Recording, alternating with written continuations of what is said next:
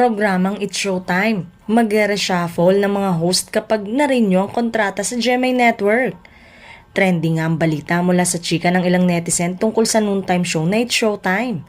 Magkakaroon nga di umano ng balasahan sa mga host ng nasabing programa kung sakaling magkasundo na muli ang ABS-CBN at GMA Network para sa kontrata ng It's Showtime sa Kapuso Network.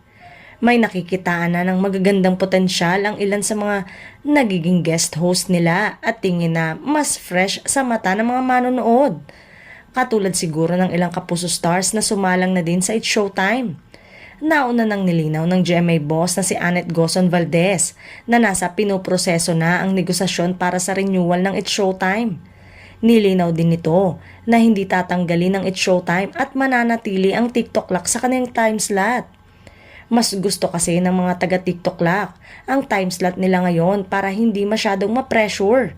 I do not know who released this info since we are still currently negotiating nga for Showtime renewal. Dagdag pa ni Attorney Annette.